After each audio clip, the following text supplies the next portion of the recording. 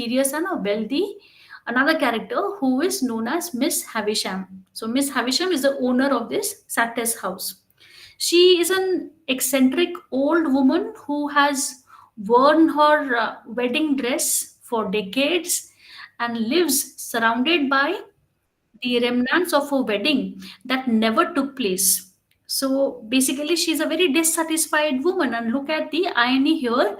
She lives in a Satis house, but because of some of the adversities in her life, she could just never marry. However, she keeps on wearing her wedding dress for years together. She was jilted on her wedding day and has frozen time at the moment of her heartbreak. Pip also meets Estella there. So in this Satis house, there is this young little girl, beautiful girl, who is called as Estella, and she is Miss Havisham's beautiful but cold-hearted adopted daughter.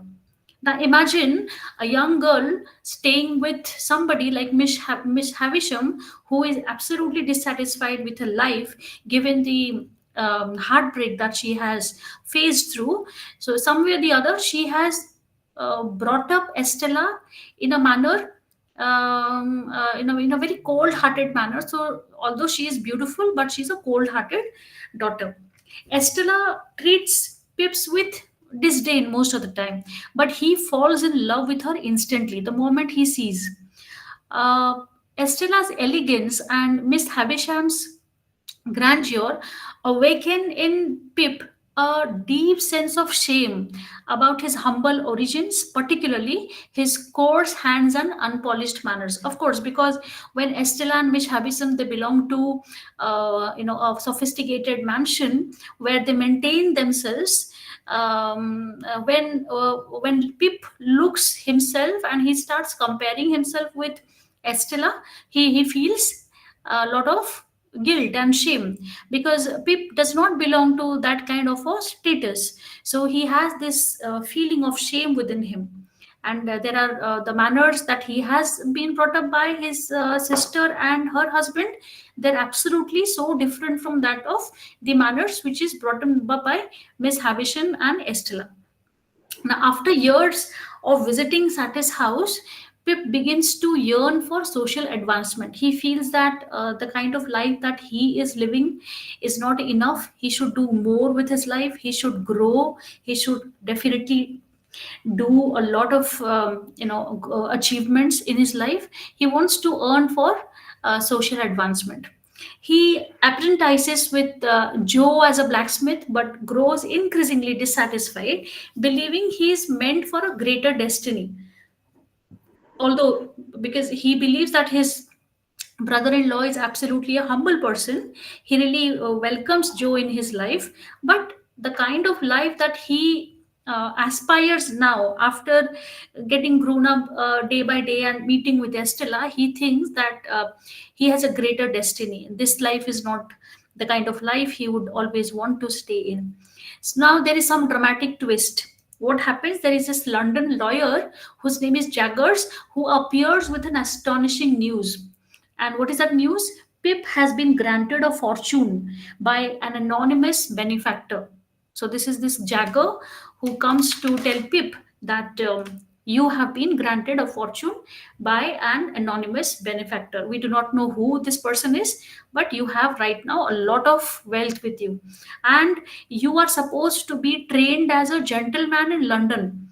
So the only condition here is that Pip must keep his benefactor's identity secret and assume that it is Miss Havisham preparing him for marriage to Estella. So, what I would like to make all of you get this attention here of the kind of writing Dickens wants to portray, that look how human mindset works.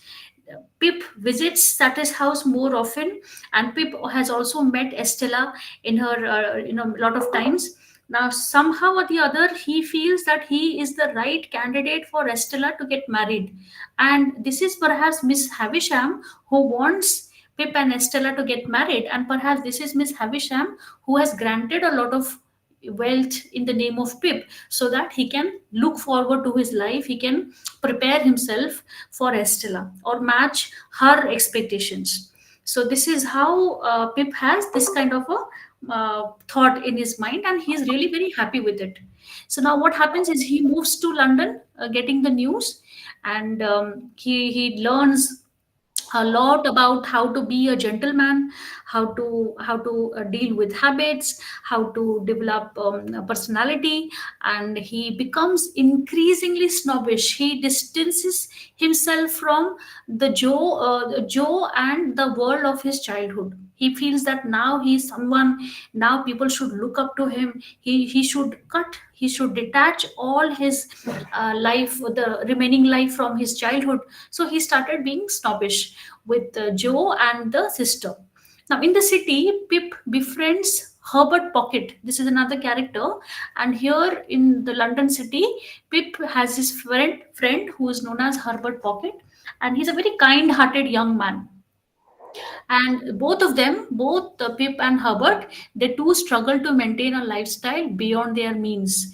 Pip becomes increasingly obsessed with Estella, meanwhile, who continues to be emotionally unreachable, and eventually announces that she plans to marry the cruel and arrogant Bentley Drummel. Now, this is what Estella has in her mind, that she is going to marry a very cruel personality, a very arrogant character whose name is Bentley Drummel, and he is a wealthy, rich man, but very brutish. So the major turning point of the novel occurs when Pip's true benefactor is revealed.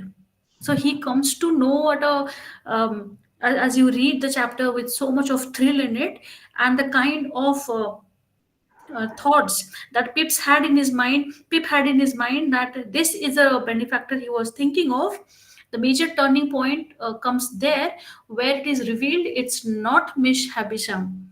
Rather, it is Magwitch, the convict, which whom he had helped when he was a child, to help him run away, to cut the file from cut with the file his leg cuffs.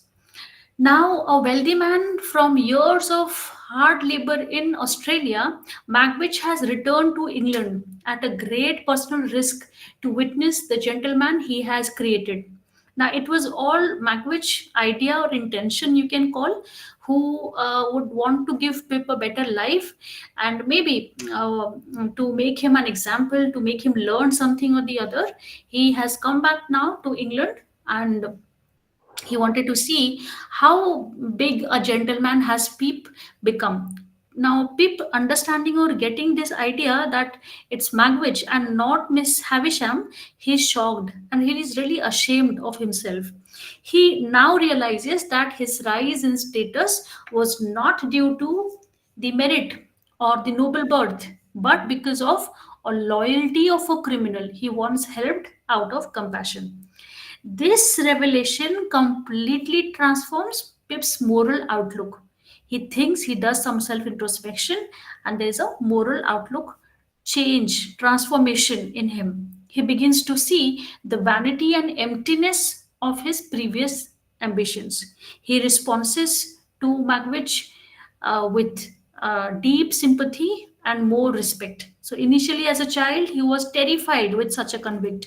But today, after learning the reason behind why Magwitch has entirely made or established all the wealth and fortune towards Pip, he is right now deeply sympathetic and full of respect towards Magwitch. He takes care of the person, Magwitch, because he's also dying with some kind of a disease. And at the end, he's also ultimately arrested because he's absolutely a convict who has been running. So he's finally found, he's arrested, and finally he's sentenced to death. So Pip,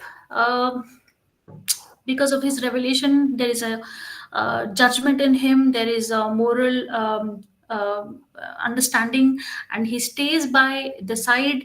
Even in prison, he takes care of this person. He informs that he informs him that his lost daughter, whom he never stopped searching for, is Estella. So look how Dickens is trying to connect each and every character with some kind of compassionate thread. So look, the search here, the seeking of a father towards the daughter, Pip actually seeking for a real sense of a life in real sense.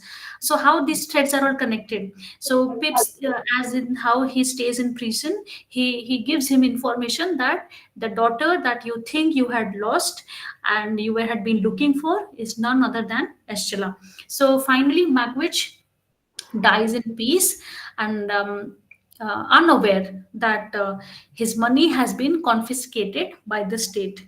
Meanwhile, if you talk about Miss Havisham, what happened to her? She comes to realize the cruelty she has inflicted in Estella over a period of time, since years, how she has been inflicting this cruelty or this resentment in her so that she could be cold and heartless.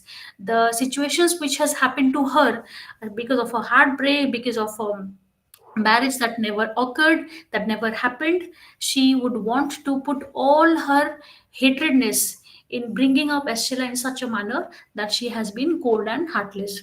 Now, at the end, she begs Pip for forgiveness and is soon horribly burnt when her wedding dress catches fire. It is the same wedding dress that she had been wearing for years together, decades or even more. Now, this wedding dress catches fire, and she is horribly burned. She dies from her injuries and consumed by the fire. So, the fire here is both literally and figuratively used. The fire here is a fire of madness, of bitterness that she has inculcated throughout her life, that has defined her life. So this is what, and with this expectations, with his expectations that are all destroyed, Pip undergoes a long process of humility and moral regeneration. When he looks back, when he thinks over his childhood, when he connects the dots from childhood to adolescent to the way he has been snobbish to his own family, and the wealth that he has been assigned, the kind of love he has for Estella, Estella having her connection with Magwitch, who is again connected to in a more uh, in a broader manner with Magwitch. So all this connection makes him more moral and being more human. So he's been full of humility now. Now he falls into debt and illness, but is nursed back to health by Joe. So look, the one he was being snobbish to, this is the same person who is coming back to take care, who quietly settles his debts and takes care of him.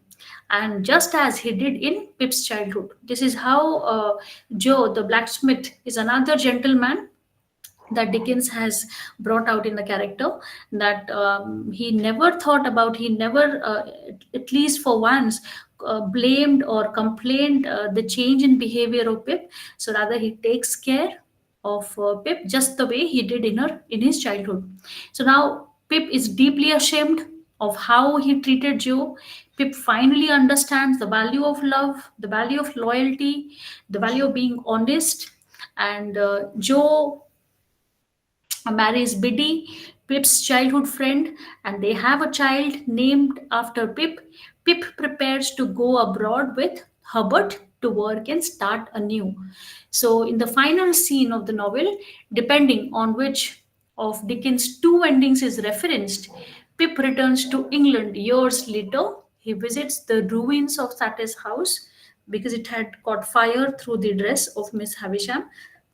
So he visits the ruins of the Satis house and encounters Estella, now softened by the hardships of her own unhappy marriage. So Estella, although she knew that this person she is getting married to, that is Bentley Drummond, although is wealthy, but he's a brutish person, but he also comes back years later and sees that Estella has changed a lot. She has become softer, but she's also unhappy in her marriage.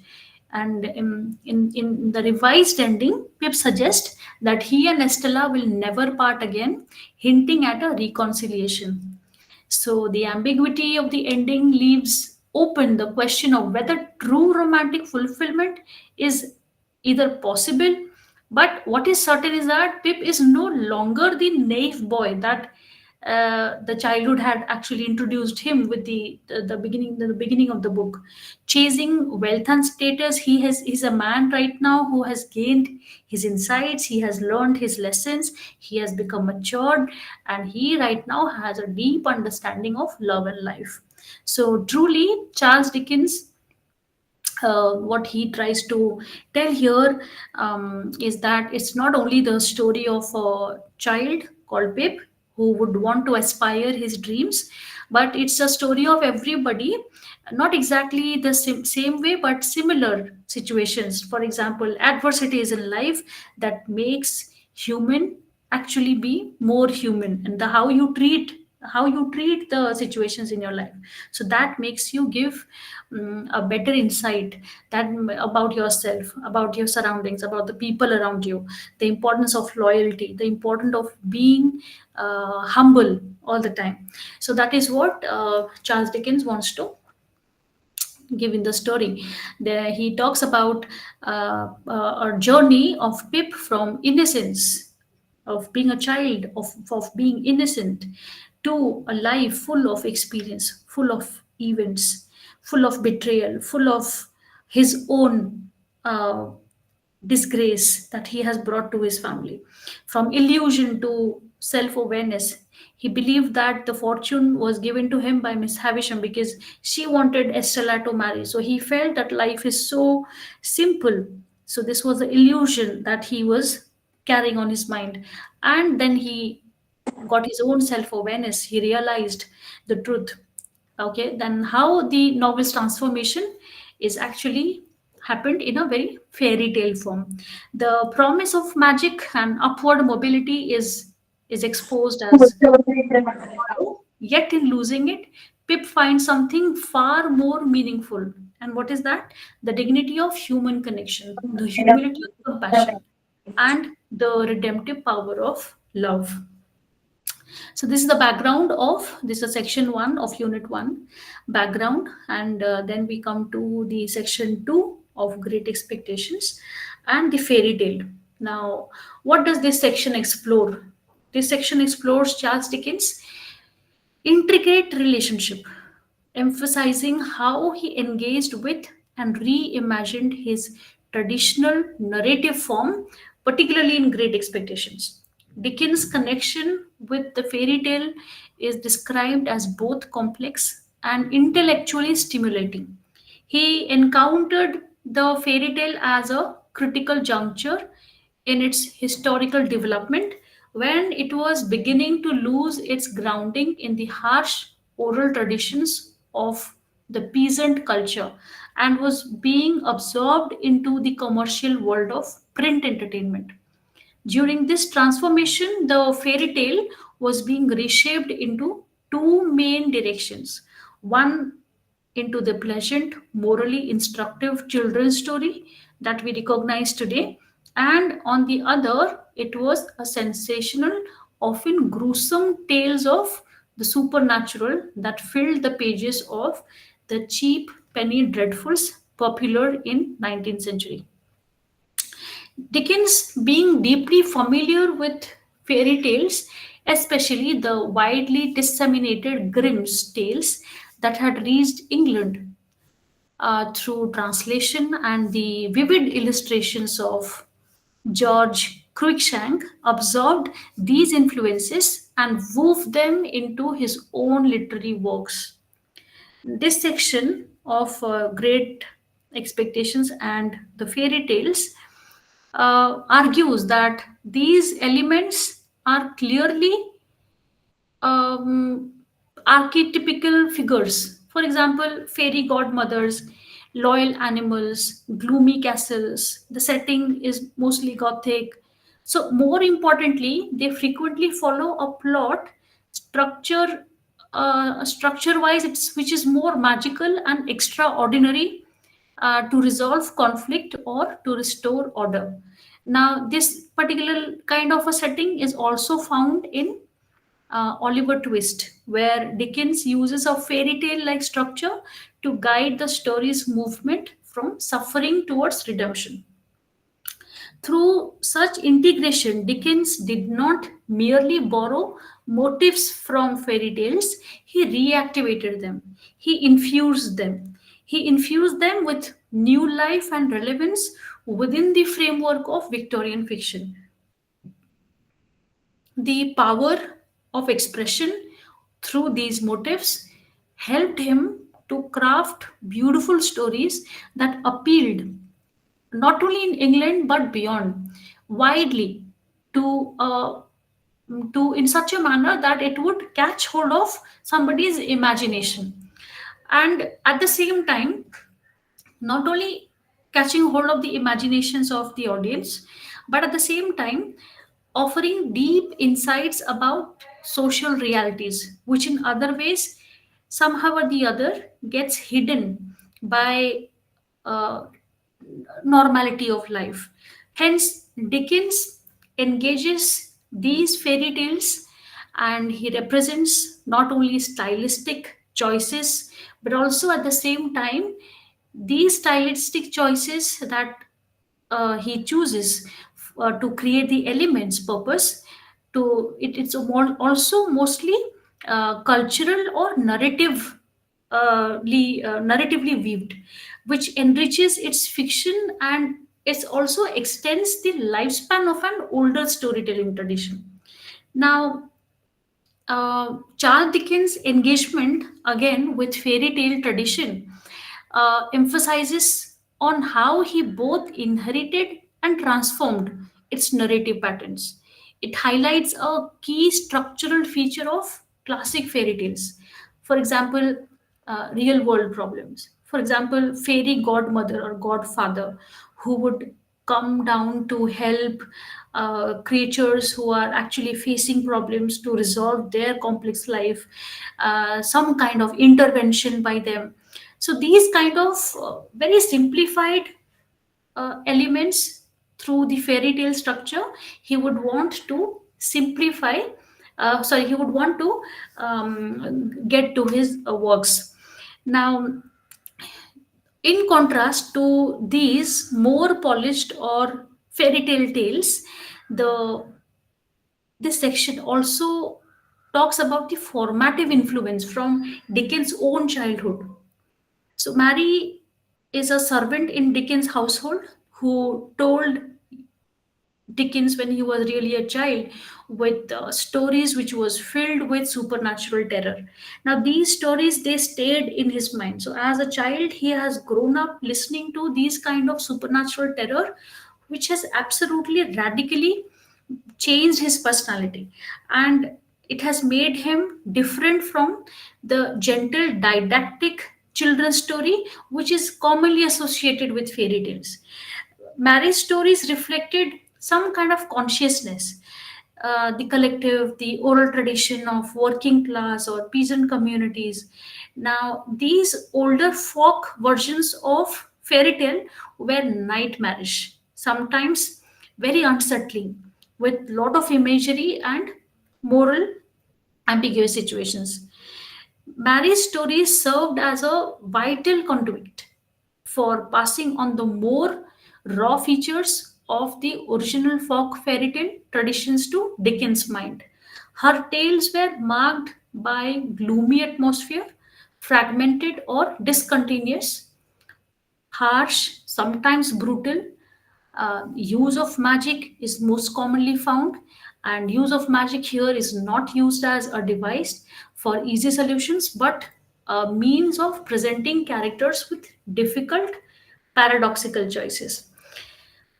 The stories that were told by Mary to Dickens also were dark and, like already mentioned, sometimes disturbing, sometimes unsettling.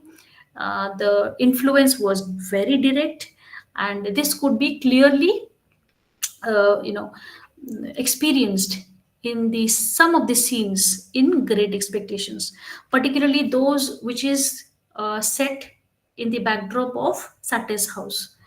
So the implication is that Dickens did not merely recycle the fairy tale tropes that he had heard in his childhood, rather he has reactivated their older and more disturbing elements in a still more deepening psychological and thematic texture in his work that could reflect so much in most of his works.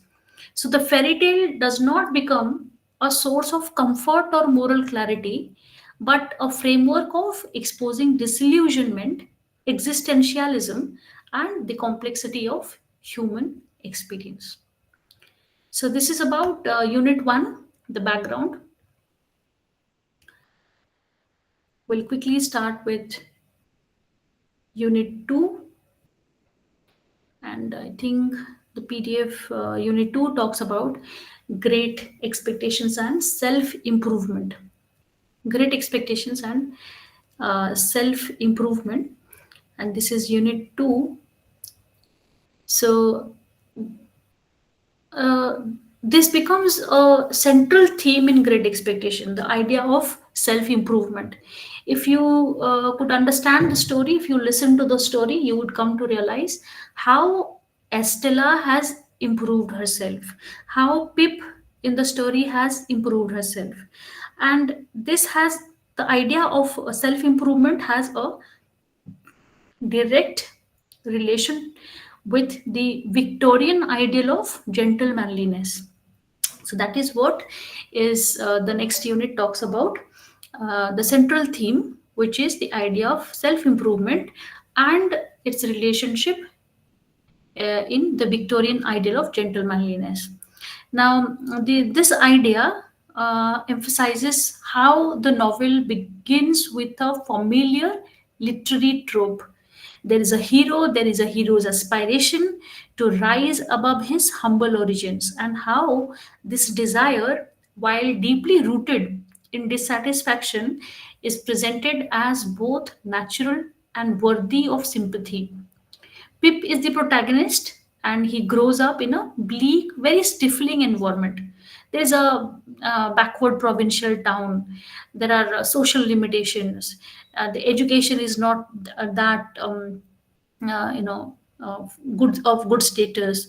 That is there is mediocrity all around. There is a general lack of opportunity. So he grows up in such environment, and from the very beginning, we come to know that Pip's experience reflect different kinds of struggle around this backdrop. His efforts to learn alphabets likened to battle a bramble bush, and the education under an ineffective school teacher. These are all absurd yet inadequate uh, s- um, you know ideas that the entire novel talks about, that represents how the system had been an important um, element in order to uplift people like him. So these images emphasize both the difficulty and the futility of trying hard to improve, because there are so much of limitations around already. And moreover, these figures around him, such as there is a pompous bullying Plumblechuk.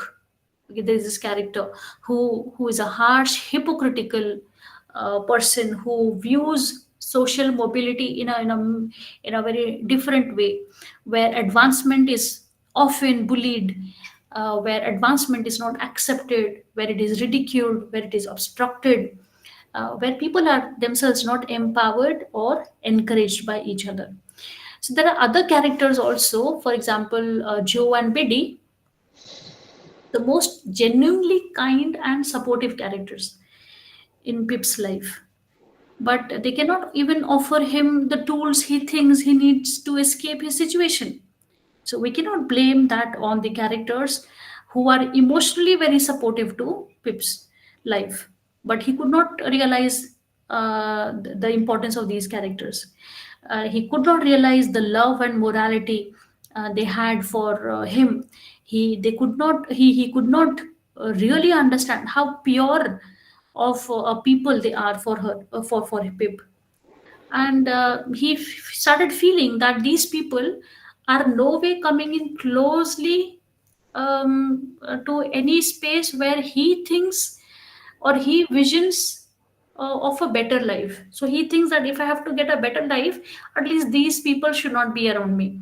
So he associates all these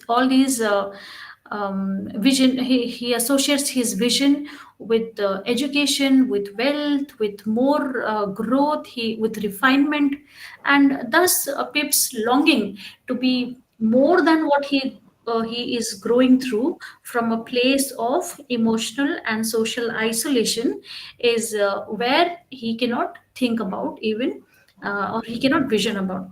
So there is one quotation. I think it's in page 135 of the book, where a poignant metaphor for Pip's emotional state has been mentioned. And he compares his own life to a windy marsh view, which are both flat, low, and obscure, which are lost in mist and leading only to a distant sea, which suggests mystery, which suggests uncertainty and perhaps danger. So the dark mist here in this line symbolizes Pip's sense of hopelessness, confusion, and fear about the future. So he dreams of transformation, but he's helpless. He cannot come out of his life. He cannot do much for bringing changes in his life. So his dream of transformation is not simply ambition. It also means of escape from an existence that feels bleak and undefined. Through his lens, Dickens, what he tries to set up here is to give the audience a very crucial tension. He wants to give an audience Pip's desire to improve himself, um, which is again understood, but the very idea of what is but the very idea of what is can be defined as a gentleman, that is a tension that Dickens want his audience to understand. So Pip's idea of a gentleman would only come under scrutiny, would only come after adversities, and he needs to experience these adversities. So, as and how you read the novel, as and how you unfold the story, you'll come to understand how Dickens complicates the idea, and how he reveals how social advancement can be accompanied by moral compromises. You cannot have both ethics, values, and morals, and you cannot again advance in a society you would want to vision yourself in. So that is what he reveals. And sometimes there can be false values, sometimes there can be emotional loss. So basically, what in short he wants to reveal here is, in order to get something you would definitely lose a lot of things, maybe sometimes personal loss. So, in this way, a great expectation becomes more than a tale of personal success. It also becomes a critique of the class system and the very assumptions behind self improvement in Victorian society. Now, in this section, you would continue reading to understand that besides self improvement motive, what further deepens the analysis is sometimes an element which can be compared with Dickens' other novel, David Copperfield. So it opens with a more hopeful portrayal of Pip's instinct for self betterment, especially through education. Dickens depicts Pip as someone who earnestly seizes every chance to improve himself. He appeals to Miss Havisham's, hoping that his eagerness and ignorance might earn her support, and he spends all his extra money on books, diligently studying them. His commitment to learning, even in the face of adversity, has led critics like Robin Gilmore to describe Pip's struggle as an essentially moral, something that represents Samuel Smiles famously called self help or self culture. But still, this passage quickly emphasizes that great expectation does not straightforwardly endorse the ideology of self improvement. Instead, it complicates it. Dickens does not simply reiterate the same narration of progress as seen in earlier Victorian literature. Rather, he adds problems to it. One way this complexity is illustrated is by comparing Pip's development with that of David Copperfield, a protagonist from an earlier Dickens novel. Copperfield was written, I think, around 10 years before Great Expectation, and it provides a clearer, more optimistic vision of self improvement through work, through morals, through ethics, through virtue, through values. And what happens in David Copperfield was the hero's growth is intimately tied to his work ethic and his increasingly seriousness towards life. David's journey reflects a very supportive environment where improvement is possible and encouraged. And there are other characters also who would help, this novel again connect to each other and progress in a better way. But here, in contrast, Pip uh, journey is fraught with greater psychological and social complexity. He wants to be somebody. He wants to be known as someone. He wants his own identity, and again, which is understood. But his very proposition of understanding a life, because majority of the society understands life or status or success in a certain way, that is what Dickens wants to talk about in his novel. Pip, he lacks stability. He encourages social context. His world is not populated with guiding features. Guiding features which is found in David's life. Okay, rather he is drawn very much to an orbit of Miss Havisham and Estella. Both of them are very mysterious and very superior. So he's not having people around him who would guide him to have a better life. Rather, he is completely attracted towards this kind of an orbit. There is wealth, there is corruption, there is a very aristocratic culture which in itself is decaying, and improvement in the lens of Pip is not grounded in work or moral development, rather in the illusion of upward mobility through association of higher figures. So the same kind of element is seen almost in contemporary life also. That is what Dickens' idea is. So Pip's idea of becoming a gentleman is absolutely flawed, and he is expecting a lot from his life, and he is staying away from his roots, his true values. He does not add any value to it, and this confuses his own lifestyle, his own thought process, until and unless something major event that happens in his life. So it's very important to compare David Copperfield of the same writer with Great Expectation, because only then one could understand the different narrative strategies that Dickens would want to use in every novel, so that it will help the audience explore more of self-help or self-culture or other themes. So, Great Expectations, it interrogates that very ideal. So there is a lack of nurturing context also in Great Expectations. However, in David Copperfield, there is more of hard work, there is more of supportive community.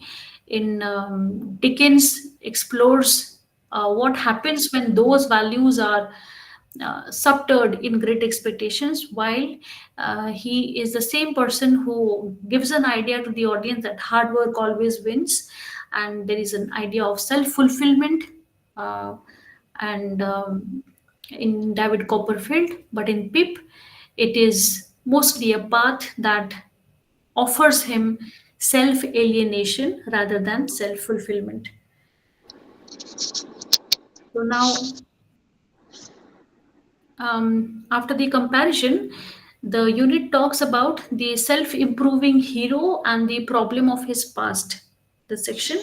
self improving hero and the problem of his past.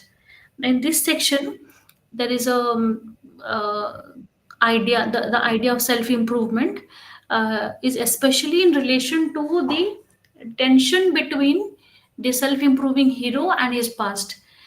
um, the section talks about something called humiliation, and humiliation is not the only threat that Pip confronts in his journey in order to become a gentleman.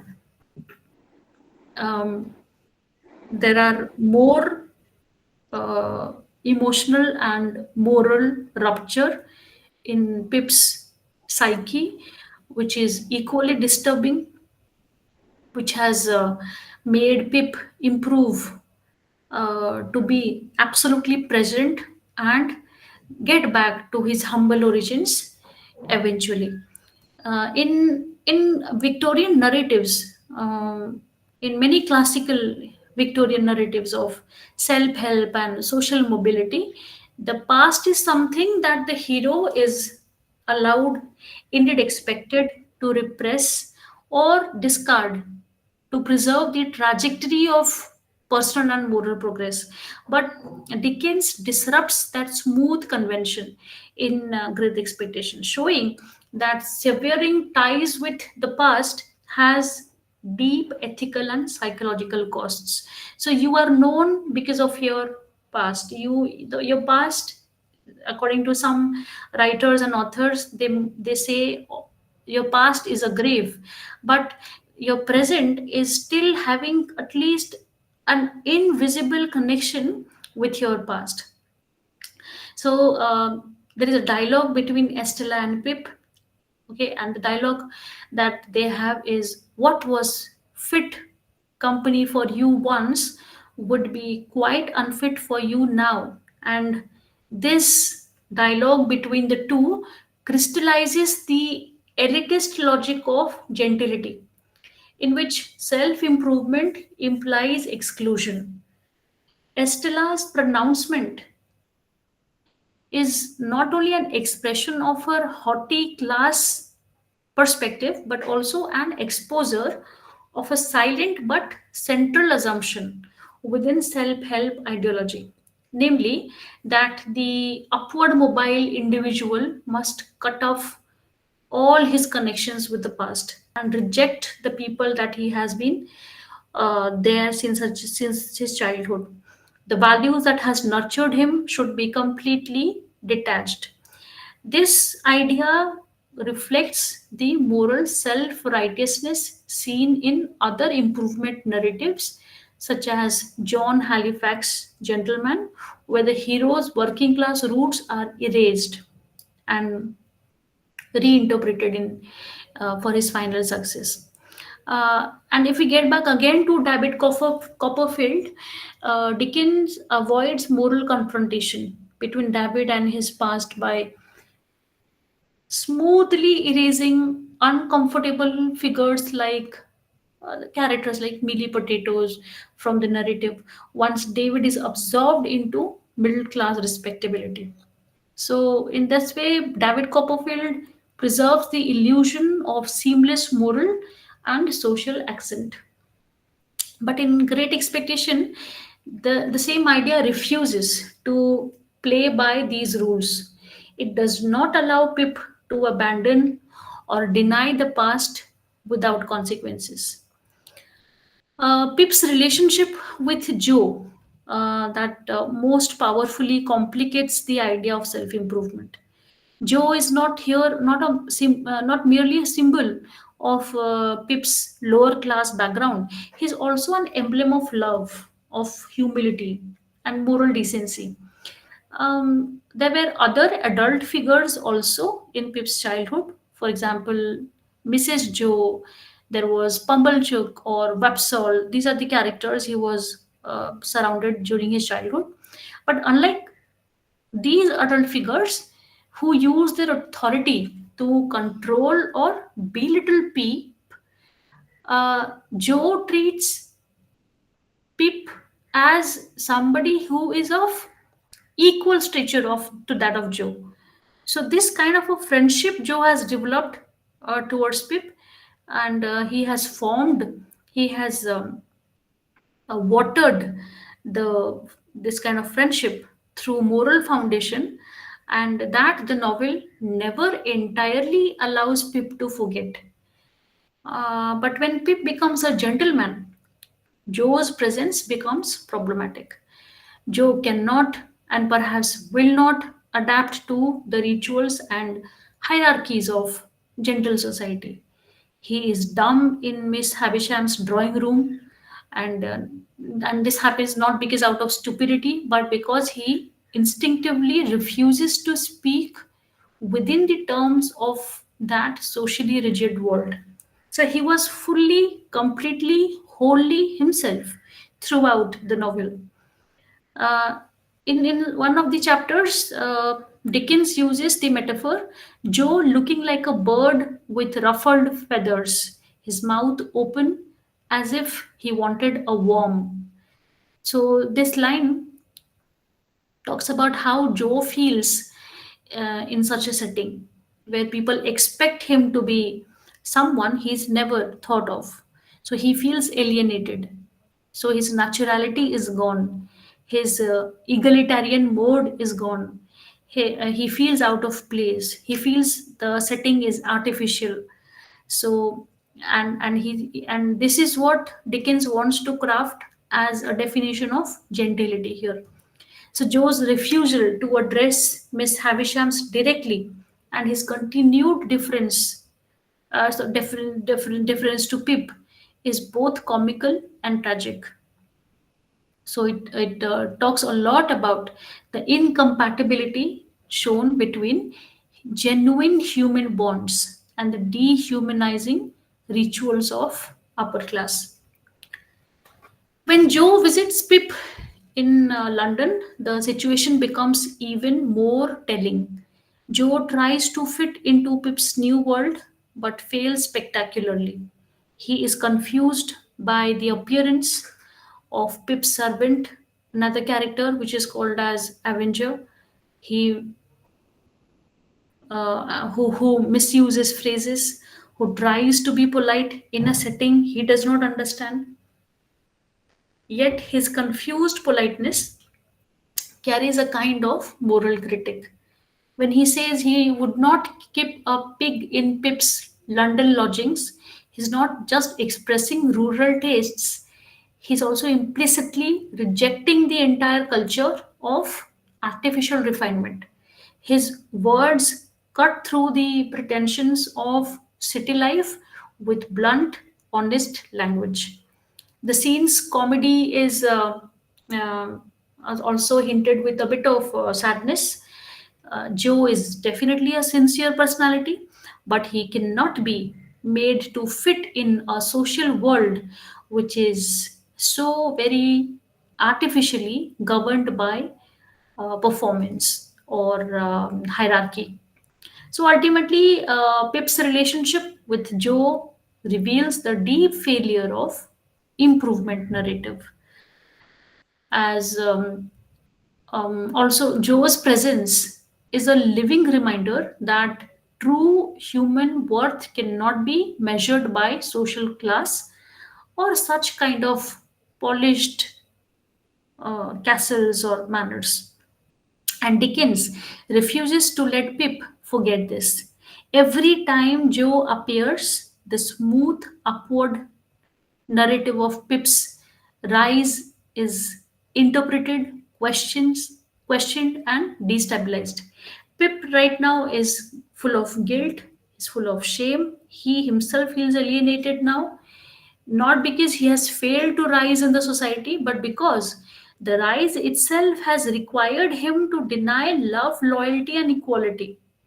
All these qualities are very much what Joe represents. So, in this way, Great Expectation exposes the moral hypocrisy which is embedded in the Victorian ideal of self help. Uh, the next section is gentle manliness and love. There is Pip's desire for self improvement. and which is not just snobbery. Pip's longing for gentility just cannot be merely defined as something shallow, or a desire to rise above his station. It is at the same time imaginative, emotional, and even aesthetic. Pip's early enchantment or longing to be a part of the Satis house, the world of Miss Havisham, and of course, through Estella, is tied to his deep longing for beauty, mystery, and emotional refinement. He firmly believes there is a world of refined feelings and rich emotions. So this clearly symbolized in the lines. Whenever I watched the vessels standing out to the sea, Miss Havisham, Estella appeared to have something to do with everything that was picturesque. So here he points out the deep seated beauty, the mystery, and the emotional, refined feelings that comes with Miss Havisham and Estella. He does not just want the status, he also wants grace that the status brings with. And he also wants a life which is infused with emotional significance. So Dickens tries his best to present Pip as a social climber. Estella, who embodies the ideal Pip, has projected onto upper class world which is full of elegance, self possession, beauty. But she cannot do much because she's brought up by Miss Havisham, who is in herself a very distorted woman of her kind, and who is trained by her again to destroy the male emotion, to just simply never love.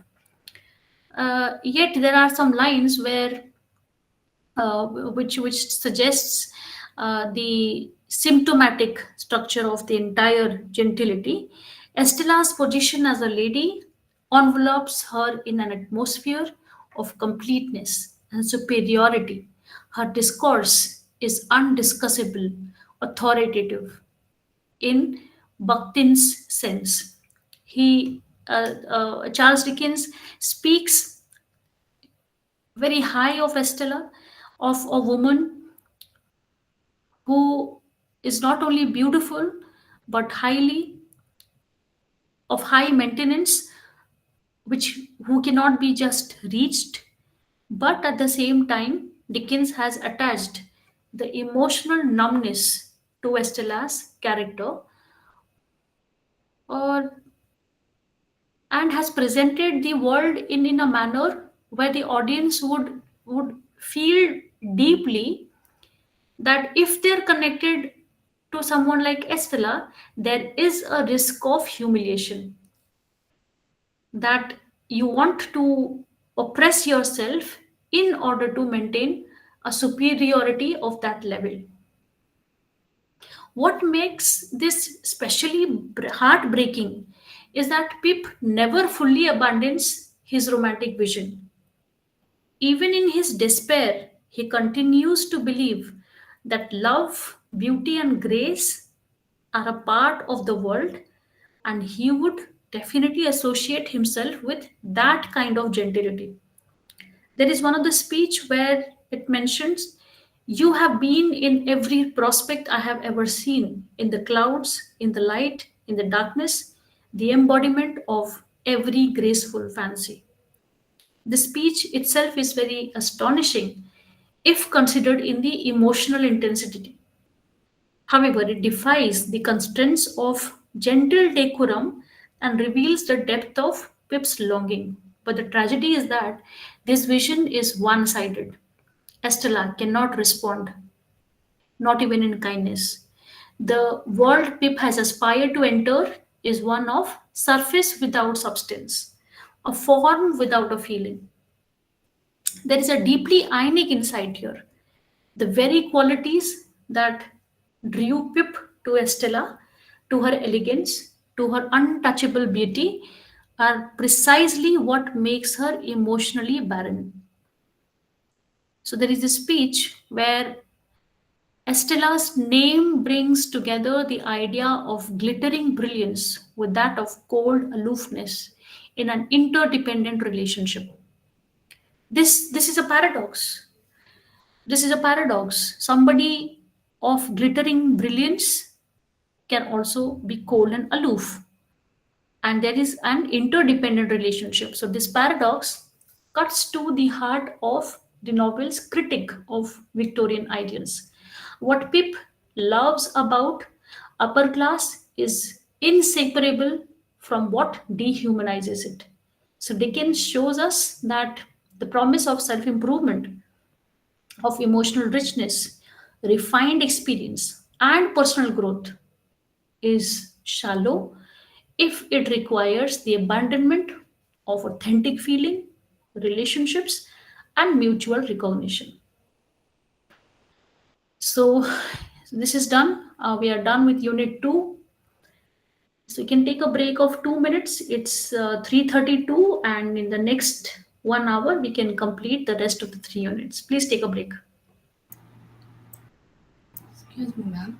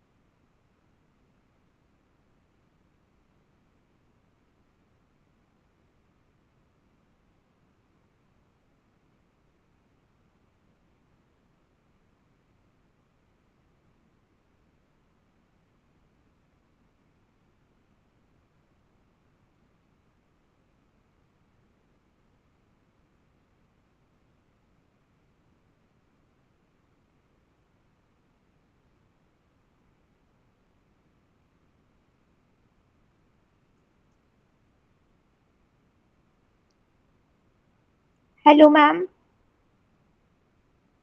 Hello, ma'am. Yeah, Vandana, tell me.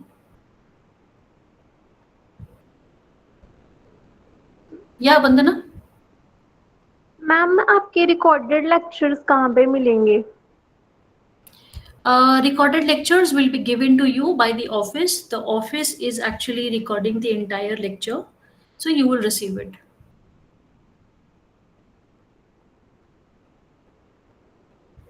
When? I think that's best known to the office only. As of now, we have not received any, uh, intimation that the recorders will be sent. But I'm sure definitely in that case they will definitely share that with you. I have personally talked regarding the note sharing and all, but it seems that IGNO actually abides by certain rules and regulation. So what they have shared to me is the materials which even you all can really go through eGyan course. So only the recorded version thing. Let me just talk to them again, and then only I can give it, or they can share it with you. Hi, And ma'am. Vandana, I feel so sorry to say this. I was just going through the chats, and maybe I thought you had some questions. Vandana, would you mind at least maintaining the decorum of the class? It would be good for you and all for everyone. Okay, so already we are studying online, and we need to understand each other. I clearly understand your points of views regarding notes and other things, and that's the reason why I chose to go slow so that you can catch hold of the pronunciation and words through the recorded sessions again and again. And if you are really students, you will definitely hold a notebook and a pen, and you would note down the important points which you, or the words or the phrases. It takes lot of years to prepare notes, isn't it? Uh, that is what. Yeah, so please maintain decorum, Vandana.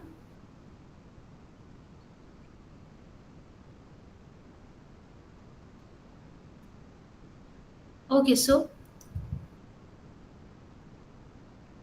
let's start again. Ma'am, before you Yes, start, Devyani. Yes, Devyani. I just wanted to ask you regarding assignments. Okay. Huh, huh. So, what we have found, because we have made a group so that we can help each other, Hmm. students, we can help each other Hmm. study, Hmm. because most of us are working, and Okay. apart from that, we are doing this. So, Okay. Okay. we have found one assignment that is 24 to 25. Year 24 means 2024 to 2025. Will that be the assignment, or it will be 25 to 26? You are talking about 24, 25. Are they the dates? And, this actually, some of our classmates, they have downloaded it and we have shared it, and Huh. but I was little confused because we are in which year. I mean, it will be like 25 to 26 or 24 to 25. And Okay, I'm yet to receive any information on that. I see there is Mr. Sajeev MP. Would you are you raising hand to say Yes, something? yes, yes, ma'am. Please. Actually, the assignment facing page clearly shows Hmm. that it is for June, the admissions in June 24 and January 25. Okay, okay, okay, Yeah, and actually, the next set is for the June 25 and January 26. okay. So it is going that way. So basically, whatever is given there for January 25 is the same as that for the June 24 admissions. That's what we could read of it. But if there is any other viewpoint, that can be explained here. Okay, okay, okay. Thanks for giving that information to us. Yeah, Malshi raising hands. Malshi will talk to Tarunika also. If you have any questions, can we take it to the end of the class? I'll try to finish it 10 minutes before so that, like yesterday, we can discuss. Is it okay? No problem at all. Oh, Yeah. I'll come back in the end. Thank you very much. Oh, thank you so much, Devyani. And I request other candidates also regarding assignments, regarding classes. If you have any queries, I would request you to write down in point wise, so that because I also, I'm not directly in the office of IGNO, so I also do online classes. So I will be able to talk to them only when during the official hours. So like yesterday, you talked about questioned about the notes thing. What they have done today is they have shared me eGAN course MEG-3 British novel, the same which is already available, and they tell these are the materials. Okay, so they consider eGAN course MEG-3 British novel, all the PDFs, all the blocks to be materials. So like yesterday I suggested, uh, please read books, and there are materials available. And in I think the next most important thing is how the recorded sessions can reach you. So let me come back again with this possibility of an answer, so that you take down notes, you read the materials, you read the books, and you also get back to the recorded sessions to make yourself write better answers and get an understanding of the course. Okay, I so my understood, ma'am. first thing Uh, next would be to know. we are Yeah. confused, actually confused. Hmm. I got admitted in January this year, 2025. Okay. Many of us are, they have got admission on January 2025. Few Okay. people were in last June 2024. So, Okay. which one is the actual assignment we need to do? That's the Hmm. confusion. So, Okay. once you Okay. start and if you do the wrong one, then it would be a I problem. understand it will be a problem. So, Divyani, whatever you just mentioned, and I see there is Tarunika, there is Sukanya also, they are raising hands. Please note down all your concern point wise in this chat. By the end of the class, I will collect all of them. And maybe if it is required, I would write to them and come with some solutions at least in the next class, that is tomorrow. Okay, ma'am. Okay. Yeah, Thank thank you. you. Okay. So can we just begin? I think we have taken almost 12 minutes break now. Okay, let's begin because there are three more units left. Like I said, I'm deliberately going really very slow so that you can write faster in a notebook if you're carrying, or maybe important points if you are really listening to it. This will, trust me on that, it can give you best possible answers when you're preparing for your subjects. Okay, so let's go to the third unit. And according to the material which is shared, unit 3 talks about improvement or disintegration. So as of now we have talked a bit about the self improvement or self help or self culture. According to Charles Dickens as a writer and the author, and according to the protagonist, uh, Pip. So let's understand whether this is an improvement or disintegration. And if you are listening to it, you'll come to know that there are writings from other novels also. For example, David Copperfield of Dickens. So this is deliberately ensured to give an idea about how people think differently. The same person is writing two different novels, and but in two different contexts. What can be the similarities? What can be the differences? Depends on the emotional, the mental, the social aspect of everything. So it is the writer himself who is giving an audience a picturesque view so that they can visualize, okay, so this is the setting for Charles Dickens, Great Expectations, and this is a setting for David Copperfield, uh, Dickens, David Copperfield, a different setting altogether. Fine, so let's move ahead.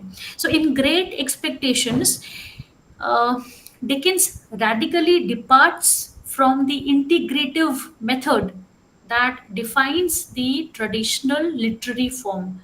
The traditional literary form is known as Bildungsroman. Bildungsroman is a literary form that is very much evident in Victorian England, which often traces a coherent evolution of a protagonist from youthful confusion to adult clarity. The same that we saw in Pip, a youthful confusion to adult clarity. And the evolution is very steady and very coherent, very much connected and socially assimilated. The way he moves from one society to another, he changes his ideas, and this happens with everybody of us. That's the reason how Victorian novel represents the common life of people. So I think all of us have experienced a situation as in how we move from one environment to another, how we accumulate all the situations around us, and how we try to, how all these factors influence some kind of evolution within us. So this literary form, I'll repeat the term, this literary form, which is termed as Bildungsroman, Bildungsroman, whether exemplified by the linear self improvement narrative or more psychologically intricate, yet ultimately a very reconciliatory journey, preassumes what self development is all about, whether it is harmonious, whether it is not. But it is definitely cumulative. All cumulative advances in your life finally gives you some kind of a residue, and that residue is your self development. And as a matter of fact, self development happens the entire life. So, in both the foundational aspect, the personal growth is portrayed as either a gradual accumulation of virtues or their synthesis. But in both the cases, the trajectory is very clear. The self moves forward. It always moves forward. It expands. You cannot reach a situation and again degrade yourself to where you started initially. So the idea what here Dickens wants to tell you is the self always moves forward. It expands, it integrates, it accumulates, and finally it ultimately arrives at a unified sense of selfhood that comfortably coincides with the best place in the world, and that best place is created by the same personality. For that person, that place is the best place that he or she has created. So that is what is a unified sense of selfhood. So coming back to David Copperfield, where Dickens is able to fit this concept of unified sense of selfhood very comfortably. David encounters various social and emotional challenges, like just like any other human being. But these are framed within developmental narrative that consistently confirms the legitimacy of the middle class values he is meant to absorb. There are characters like Betsy Trotwood. Now, this character is eccentric but fairy tale like, and there is a sudden appearance and transformation in David's life. Ultimately, this plays the role of rational moral guide. But in Great Expectations, Dickens dismantles this integrative ideal, and what he offers to the audience is very complex and fragmented vision of self development. He begins this dismantling by subverting the reader's expectations about what the journey of improvement should look like. There is Pip's journey, which is absolutely not a smooth progression towards selfhood. There are ups and downs. There is shame. There is guilt. There are a lot of negative emotions. There is a lot of mirage, lot of illusion, and then finally he comes to a place where he feels he's socially belonging to. Instead, uh, so it was not, so there is a lot of alienation, so there is a lot of rupture, and something which Pip always thought is true, but absolutely towards the end and apparently we come to know, the audience come to know, that what he thought to be true is absolutely a disillusionment. Now this entire architecture of how this novel has moved ahead seems to design not to affirm Pip's growth, but to create problems in it, but to problematize it, so that it would challenge the very assumptions that underlie the traditional improvement narrative. This subversion is most apparent in the way Dickens constructs the pivotal figures and experiences that shape Pip's understanding of the world. Now, for example, if we compare two important ladies, one from Charles Dickens' Great Expectations and the one character from David Copperfield, Miss Havisham, let's say, and there is another character, Betsy Trotwood from David Copperfield. Miss Havisham, she initially seems to occupy the role of a figure who facilitates the protagonist's entry into a more refined cultured world. But unlike Betsy, Miss Havisham influences a lot but does not stabilize. She is not the benign transmitter of virtue. She is someone who can be termed as grotesque, someone who is dysfunctional, someone who is paralytic when it comes to emotions. Now, the term satis house, which is again not a site of cultural instruction but of psychological distortion. The atmosphere which is surrounding Miss Havisham, and there is a picture of Satis house, you can visualize there are stopped clocks. Generally, stopped clocks. What do they mean? Why should they be there if they're not working? So, but then the atmosphere is this distorted. There are stopped clocks. There is a decaying wedding feast. There is a cold Estella. So, overall, what Dickens wants to represent through Miss Havisham is that her life has stopped, just like the stopped clock. She is wearing the same wedding gown. The feast, since then, is still served on the table, and there is a decaying of that wedding feast.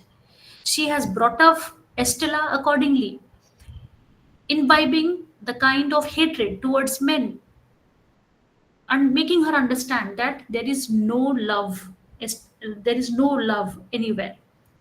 Now, this imbues Pip's first experience of the gentlemanly world. This is what Dickens wants to say. Pip does not see the life of Miss Havisham that she had, or the childhood of Estella. What Pip sees is a mansion. What Pip sees is how Estella maintains herself physically. What Pip sees is the status Miss Havisham maintains to the world.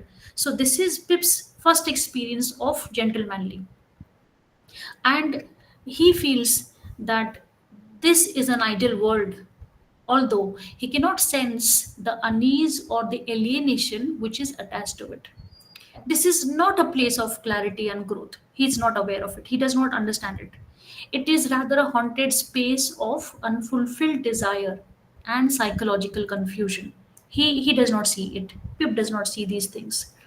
So, from the initial encounter onward, Pip's experience are not presented as progressive stages towards integration, but as profound disturbances that unsettles his own identity.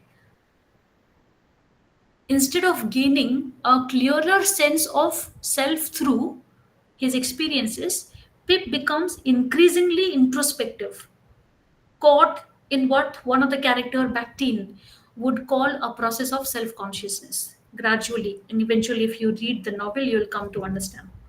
The narrative becomes a vehicle for self-examination rather than self-confirmation. And this is important, this is crucial, this is significant, because it means that the novel does not treat external events as straightforwardly education. Instead of being signs or milestones that marks Pip's improvement, they still become opaque, they still become disoriented, and they still become morally ambiguous. Each encounter in the novel adds not only to a structure of identity but to a growing awareness of the contradictions or the illusions that has shaped Pip's life. So now the shift in method becomes more evident in Dickens' handling of what Ronald Barthes would call the disclosure. This is the point, this is the time, this is the space where the disclosure happens. The point in a narrative where the hidden truth comes to light. Suddenly there is an awareness where suddenly the story in the process of developing, in the process of unfolding situations and characters, and still going deeper into the plot, achieves coherence and resolution. In Great Expectation, this disclosure that Pip's wealth comes not from Miss Havisham itself is a bigger example. All his time, Pip thought this is Miss Havisham who has accumulated or has established the will for Pip, that the wealth belongs to Pip. And he had rather a deeper sense of a beautiful world, a gentle world before before him in that period of time. But as and how we understand, as and how the story unravels the truth, we come to know it's the convict Magwitch. And it does not close the narrative here, rather, it shatters it. Rather than achieving moral or emotional integration, Pip is thrown into crisis. He can no longer continue to inhabit the illusion. This happens to many of us, common life, common people. That is what the novel wants to showcase. The time, the space you come to know exactly regarding the right or the truest true, you no longer continue to carry the illusion which you once carried. And that he is a self-made gentleman in the mold. He thought it came through merit, but later he comes to know it is the convict that has given all the power, all the will, all the wealth to him. Nor can he return to his former self now. He's in a situation. The boy who looked up to Estella and believed in the promises of gentility, he's right now caught between two irrelevant worlds, two irreconcilable worlds who belong fully to neither. You cannot belong to this world and the other world at the same time. This is a radical move by Dickens. Instead of treating the disclosure as a moment of completion, he uses it to fracture the hero's identity. He is confused now which world he belongs to. Who is he at this point of time? Where he is exposed to, where went his values, what is his roots? He's confused now. What world is the truest form? So this exposure to the hollowness of values that had completely guided him according to him, now he is losing even this identity. Dickens does not stop with this moment of disillusionment. The third part of Great Expectation, which follows disclosure, rather becomes a prolonged mediation on what it means to live without the false comforts of inherited ideals. Pip is now conscious, he is now laid bare, he becomes the site of intense ethical and emotional struggle. But he cannot just lose it there. And he must confront himself first. And not only the mistakes of his past, but the very structure of the society that has allowed him to believe in those mistakes. Of course, because he was surrounded by people who who in themselves had a very torturous past, who were brought up differently. So there was no guidance he was receiving from at any other end. He's no longer improving in this conventional sense. Rather, he is deconstructing. So the third section of the novel is mostly about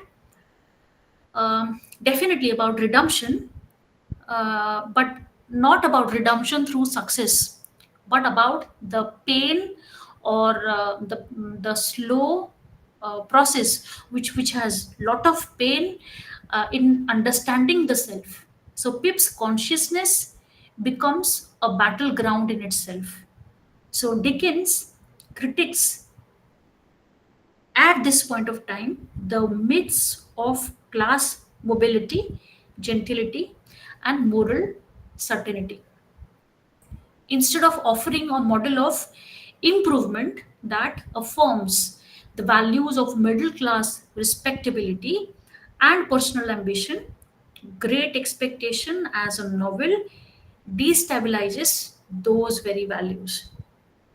The novel presents a world where social ambition leads not to fulfillment but to alienation, where emotional refinement becomes emotional repression, and where the path to self knowledge lies not in steady progress but in traumatic rupture. Pip's journey does not culminate in a completed, integrated self, but in a more fragile, self aware, and morally nuanced consciousness. One that recognizes the cost of its illusions and the necessity of humility. So, this is the end of Unit 3. Two more units, two more units to go. This comes here, Unit 4, and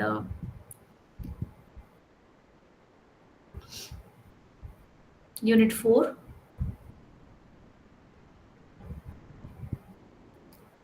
Just give me a second.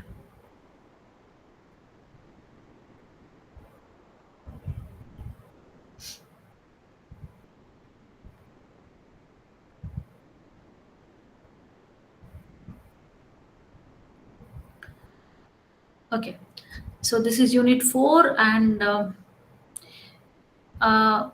very historically complex image of the fairy tale that we have already discussed to a bit in the previous unit. Here we study in a larger detail. The unit is Great Expectation and the Fairy Tale. Here in this unit,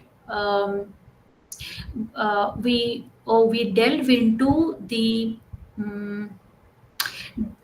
historically rich relationship between Great Expectations and the Fairy Tale as a literary mode, where this section challenges um, interpretations of the novel as simply a moral fairy tale marked by childish binaries of good and evil. So it is important to consider Franco Moretti's critique of Dickens. Moretti views fairy tale elements in Dickens' novel, and this can also include Great Expectation, as signs of artistic immaturity and moral simplicity.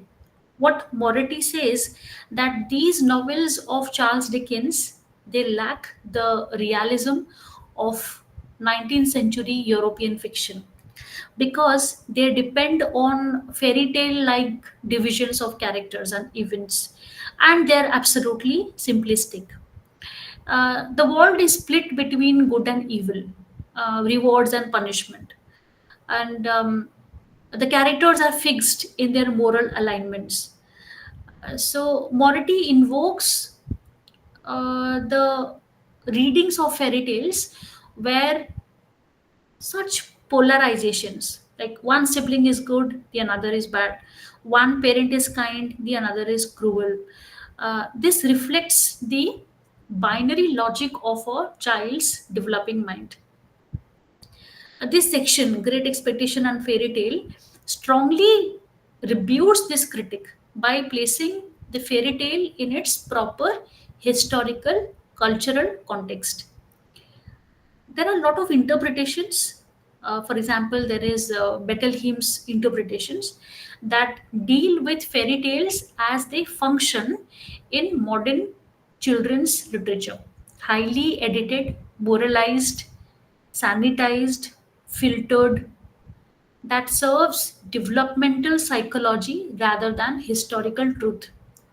I'm sure all of you, as children, when you read stories or literatures or books as children, some most of the time the historical truth was never into the picture.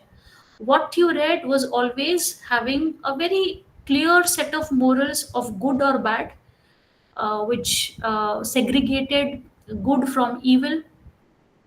And mostly the historical truth that here the writer is talking about focuses on the gray area between the good and the bad, between the wrong and the right.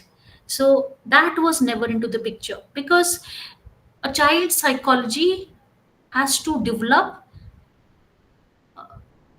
in a way which forms a very clear difference between what is good and what is bad, what is wrong and what is right. When you induce a gray feature between the two, most likely the developmental psychology of the child would not happen in an affirmative manner. So, Bettelheim does not address how fairy tales were experienced and transmitted before they were turned into children's stories. In reality, two writers, Robert Danton and Herman Rebel, they have demonstrated fairy tales in their pre modern forms, especially through stories, oral tales passed among the peasantry class and working classes.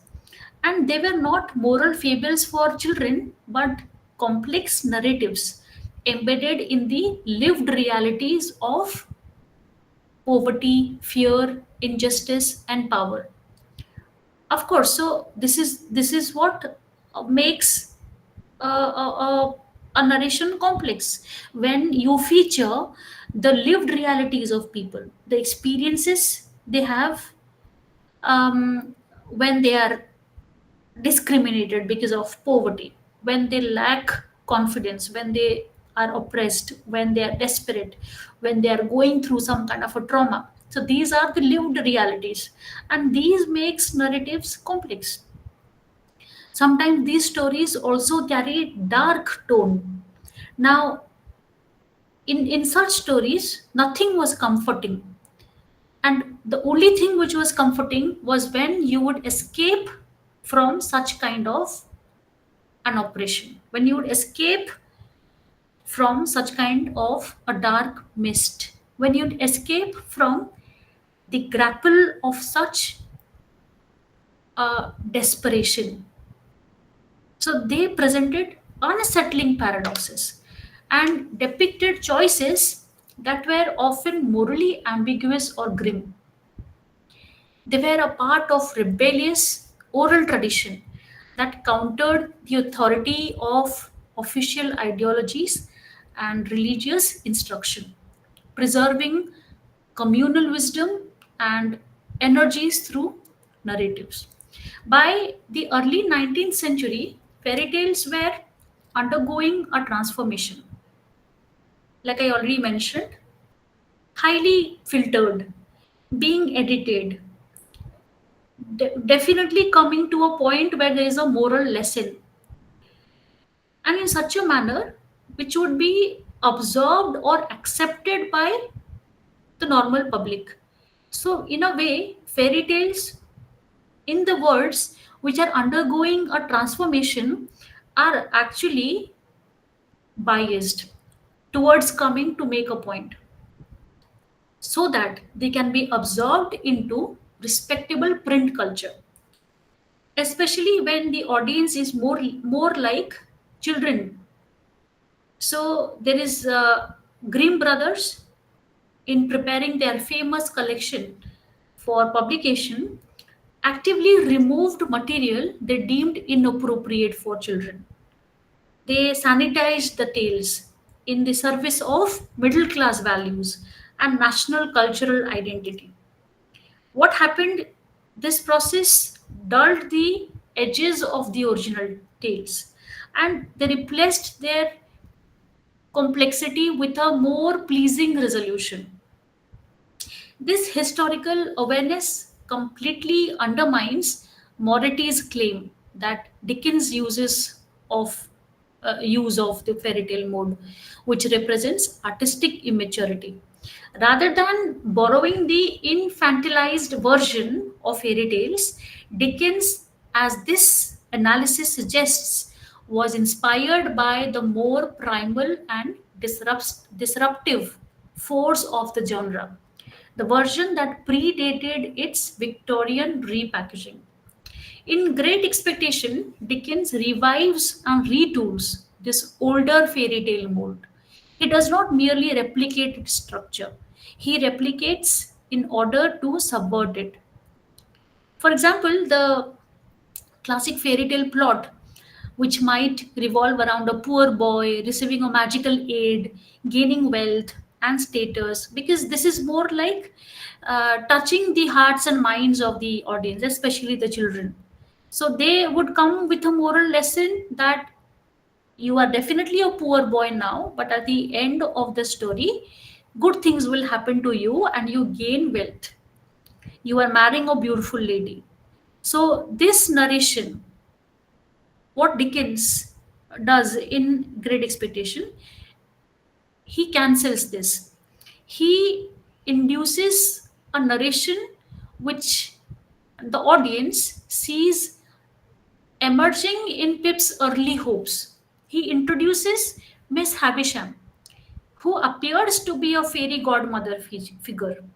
And there is Estella, who appears to be a princess. But Dickens deforms this model. He wraps Miss Havisham with a poisoned, grotesque personality, and Estella with more inaccessible, emotionally unavailable personality. Now, here we are left with the prince. The prince is Pip. Now, the prince Pip, he becomes ashamed. He's morally confused. He's not accepted. He feels out of place. And the inheritance that he has received, which has come to him from a criminal, this completely collapses his expectations. So it's about his expectations that are collapsed. These expectations are great for Pip, and finally they are disrupted. This becomes the power of deformation in Dickens' theory. The author promises to expand one after the another the idea of distortion, and in doing that, he exposes and critiques its hidden assumptions. In this case, Dickens uses the fairy tale template not to confirm any comforting moral, but to show the real, flawed, illusionary, corrupted personality of people, of promises, of social mobility, and moral justice. The binary logic here, often associated with fairy tales that we have read as something to be good or bad, is not used in Great Expectation. Here, it is mostly connected to reflect childish cognition, to expose how society in itself is not operating under such binaries: respectability versus criminality, wealth versus poverty, gentleman versus convict. This is what Great Expectation tries to expose. Dickens shows that this moral and social simplification is not a feature of childlike thinking, but rather a strategy used by official society to protect its structures and illusions of order. So, this is all about Unit 4. We come to the last unit,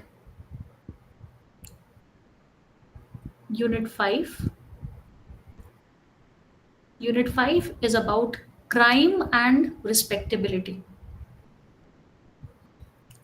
Crime and respectability. Dickens and crime. This is the theme. The theme that Dickens utilizes, employs, of that of criminality within respectability to its most profound and disturbing expression. And this continues as a shift that began in his later fiction. Unlike in his early novels, where crime and respectability are clearly demarcated, criminality assigned to bad individuals, there are other characters like Quilp and Fagin, and their socially marginalized worlds.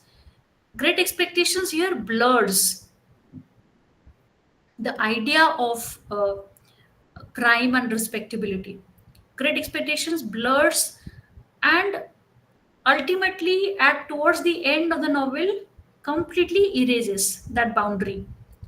This is what Dickens does through a crucial transformation through the use of moral and social vision. Great Expectations, Dickens constructs a far more unsettling vision of criminality. He introduces a figure called as Magwitch, who is central to this shift. He's not a clear cut villain. He's not a clear cut villain. He is generous, he is loyal, he is responsible for Pip's success, for Pip's rise, for Pip's self improvement, for Pip's realization. But at the same time, he's also a convict, a man who is not accepted by the society, a man who is shaped by the legal and the penal system of Victorian England. His role as Pip's benefactor implicates the very foundation of Pip's gentlemanly identity in a criminal past.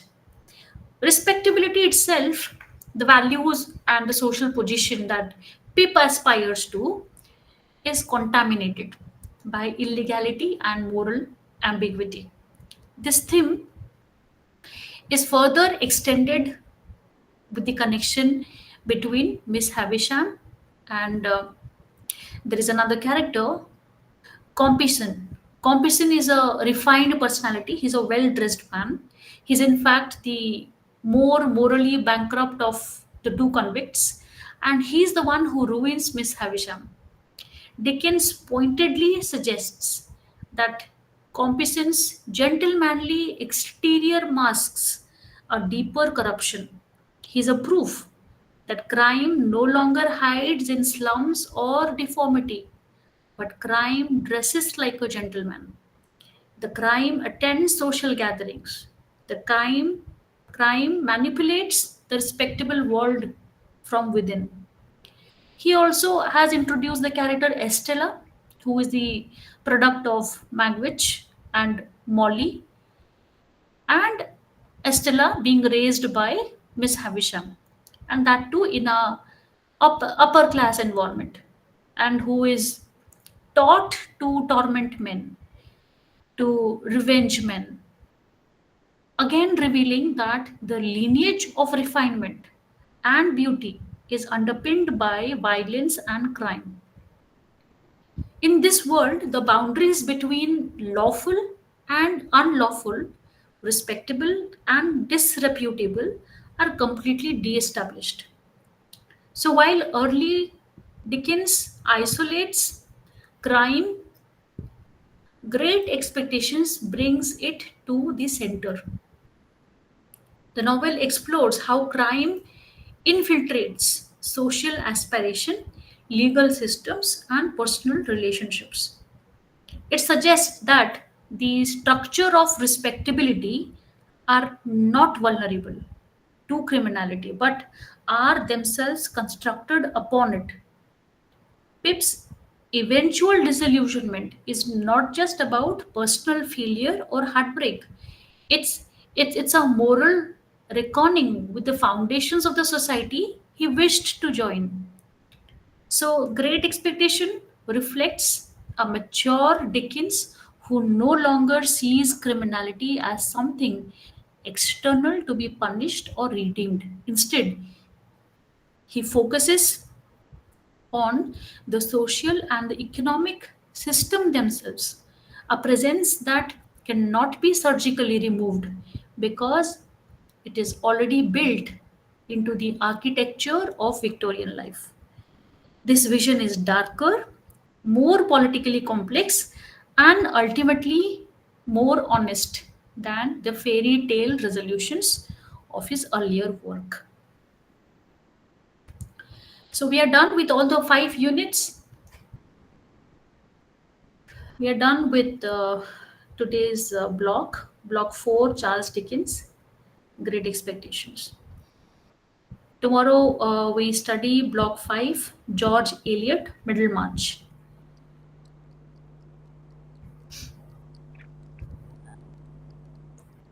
Hello, Yeah. madam. Is Malshi was that? asking. Yeah, my name is Hi, actually Malini, but Malini. yes, Okay.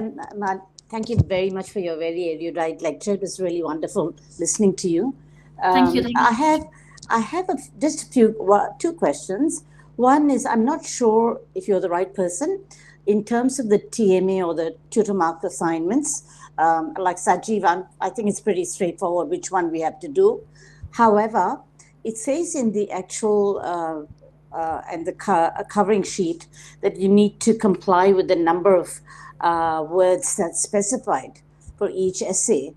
However, when you look at the questions, there are no words specified. So, would you Okay. be able to guide us on that? Would you have Okay. any idea? Yeah. Definitely.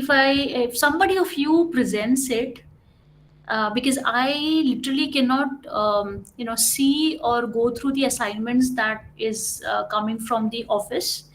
Okay. So I may not be able to exactly tell you what to do, but I can tell you exactly how to carry on with your assignments. Maybe there are No, questions like, I've almost finished most of my assignments, but I'm just worried about the length of the essays. That's all.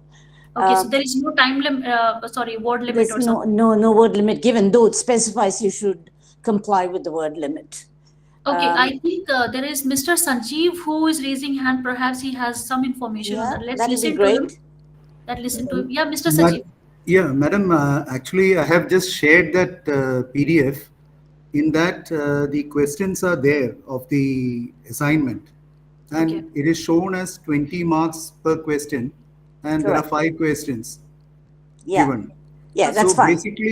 basically, that should give you an idea of what we should write, because we are also at a loss, like how Yeah, Madam was saying, that we are at a loss to understand how much we should write, what will be yeah. the word count. Because Uh, Sajiv, if you looked at, I finished the poetry assignment as well. If you look at that on the one page 150, it says it should be 3,000 words per essay, oh, okay, which okay, seems, no, that's for the poetry section okay. alone. That seems like if you were in an exam situation, you couldn't write five essays of 3,000 words. So we need a bit of clarification around that. That's all Yeah, I wanted to know. yeah. And one other thing, madam, I just want to give some constructive feedback to you. As you Yes, please. probably noticed, we've had a lot of bad etiquette on this forum. And I was just wondering, I know you don't work for IGNU. Yeah, I understood that you actually are a guest speaker. And Yes. is there any way that you can nullify these disruptions? Because they are not, it is not warranted for a select few to disrupt a forum like this, because it is very distracting. And I don't think they should even be on the forum. You should have the capacity to cut them off. I'll definitely take this into consideration. Thank you so much, ma'am, for bringing Mm. this out. And what I basically understand here is we are absolutely surrounded by people who may not know the right etiquette to talk to a faculty or colleague or a classmate or something. So Surely, what when you're best? when you're working at a master's level, you should Yeah. have a bit more sensibility. Absolutely. I second you. I second your thought. So what I can do best is I have already given apparently a sign that this is not admitted at all. Neither it is entertained by any one of us here. So the person, if he or she is, mature enough to keep quiet and speak if it is actually meaningful. Most welcome. I will definitely encourage that. Rest, I think I'm going to take this point out to the authorities of the IGNO. And they shouldn't be talking amongst each other. It's of no interest to me if anybody is married or not married. I'm here for Absolutely, only one reason, and that is to attend a lecture. absolutely, It's a absolutely. waste I of my think, time. Yes, yeah, ma'am, and even I don't know what to answer her. You might have seen the chat, right? Somebody is asking personal questions, and even the I was doubting her mental stability. I'm telling in this forum because no one, us, sound person can't make such remarks. No, yeah, okay, Devyani, thank you for that remark also. But let's not discuss about someone's mental stability. That I was again, asked whether I'm married or not. yeah, yeah, yeah. I understand it, Devyani. I got to read that break, and I was a little taken aback by the kind of. But let's ignore. That's what we can do.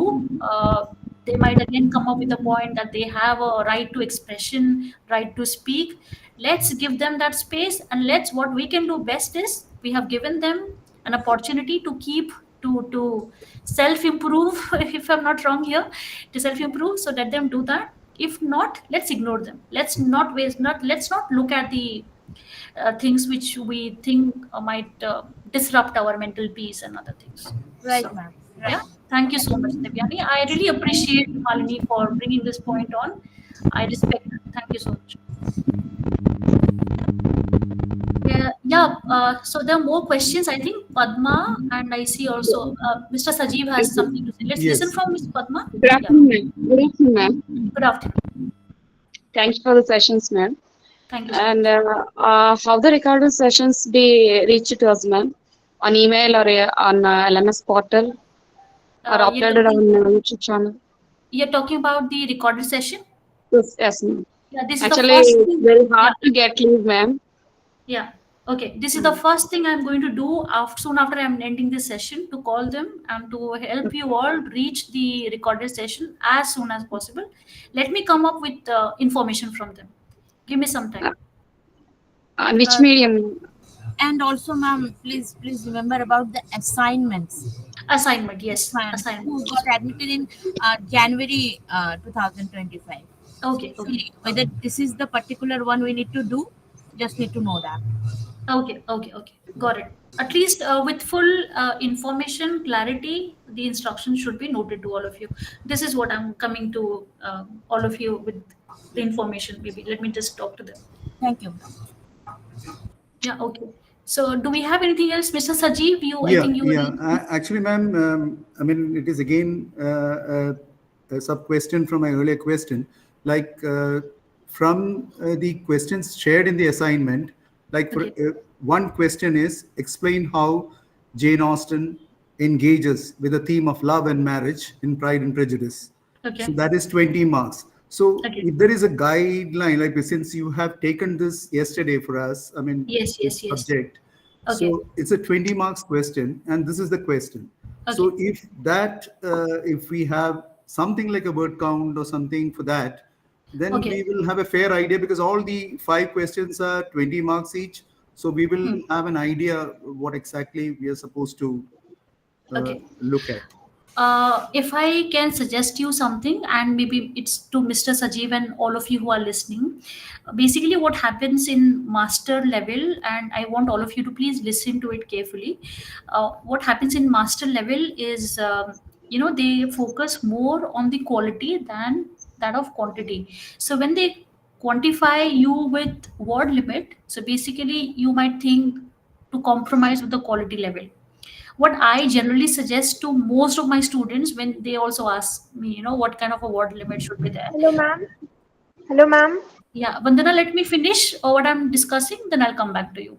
Hello, ma'am. Yeah, Vandana, I said let me finish what I'm discussing, then I'll come back to you. So I was saying that if we can focus more on the quality part. For example, if they have talked about love and marriage, and what you can do is you can refer to the materials which is already available, and maybe something from your own reading, or if you Okay. have a research mindset, you can compare the same element with more authors who have presented on the similar base, and maybe you can bring something in comparison or contrast to help understand the reader better. So nothing like it, sir. So Thank this you. would Thank you very be much. my suggestion, and rest regarding the other things, I will ask if there is any particular word limit to that matter. Sure. Yeah, okay, thank you. Padma, you still have any question? If you could share your notes through a PPT and Madam, screen, let Vanna say. it would be really helpful for everyone. Yeah, I think most of you are listening to me, and you are asking your questions, and I'm trying my best to answer as much as possible. And again, for those who are unversed, I do not believe in making PPT, especially if it is a literature subject, because no PPT would absolutely do justice to the kind of work the authors have done. So if you can you can listen. Many students might not understand certain concepts. So, this approach would make it easier for all of us to grasp the material. Okay, I encourage anyone who does not understand what I teach. I am ready to repeat the other way, because there are a lot of blocks, and like I said, it's definitely an injustice to keep confine the ideas into PPT, and that way. So that's the reason why recorded sessions, this will guide you. Ma'am, please send your notes, please. So I had talked about the notes to the office, and this is the third time per se I'm repeating. What they have given me is a clear idea that the students have to go through the PDF, the eGAN Kosh, MEG-3, British novel, PDF blocks. Those are the materials, which is already handy to all of you. So beyond that, they belong, they follow certain protocol, and I'm not supposed to share the notes. What I do with my notes is basically research papers. So mostly I take references from there, and my own understanding and my own experience to what I'm teaching. So I do not have notes per se. Ma'am, I you have new ज्ञान material. ज्ञान material है आपके पास. Excuse me, Yeah, ma'am. Gankosh material is already available online. Can we move to the next question? Yes, Padma was asking any question. Yes, please. Madam, actually, I'm missing some classes. What will be the attendance percent, madam, to attend these counseling sessions? Okay, regarding us attendance, I'm not very sure about it. The Okay. office best understands. Uh, Okay. yeah. Okay, can we quickly have some more questions? Niharika has raised hand, Sukanya and Shilpa also. Niharika, would you like to go first? Me? Yeah, Niharika. Ma'am, my question was a bit different from the questions going around. Actually, when you were mentioning how Dickens has used nature or location as the way how the characters are, their POV is shaping, for example. Now, there are some like in our IGNU material, there are a lot of things that are not mentioned. For example, Hmm. if I have to mention some other novel, like Hmm. for context, when I heard that line, I immediately thought of Frankenstein. How Frankenstein's characters have like gone through emotional changes, and that is shown by nature. Uh, Yes. so, Setting. how much, yes, how much liberty are we at, using these contexts in our answers? For example, my POV might not be the same as the, like, the Okay. invigilators, I right? got the idea. I got the idea. What I would suggest you and all my students here is literature is already a very vast topic. There are millions of writers. Then there are other segregations like English literature, American literature, Australian literature. So there are again numerous writers. It would be so great if you connect to other writers and bring the same kind of contrast and bring it to your paper. Nothing like it. Trust me on that. Such innovations are always appreciated. And So this can yeah, knowledge. that is what I would always suggest you. If, like you said, Frankenstein part you think about and you would want to make a contrast to it, just a Yes. maybe a paragraph or so, in showcasing how the original write-up is so essentially connected to the deeper thought aspect of Frankenstein, please go ahead and do it. So there is no limitations. You may be a great reader in Australian literature, the invigilator may be really great in, let's say, American literature, but they would not nullify your answers. So you are at full liberty. Trust me on that. Okay, thank you so much. Yeah. That was my Okay. Okay. Okay. Thank you. Sukanya, quickly. Then we have Payal. We'll finish it quickly. Yes, Sukanya, ma'am. yes, please. Good evening, ma'am. Good I'm evening. audible to you. Yes. Yes. Yes. Very much. Okay, ma'am. Ma'am, after listening to your session, it was wonderful, ma'am. But thing is that if even I am also reading at home, I wanted to ask that if I write my assignment in my own way, that is okay or Yes. Yes. Always. Always. Only in during schools, I remember the tuition teachers or the school teachers, they would ask us to follow their words, their phrases, and otherwise we'll not get a good mark.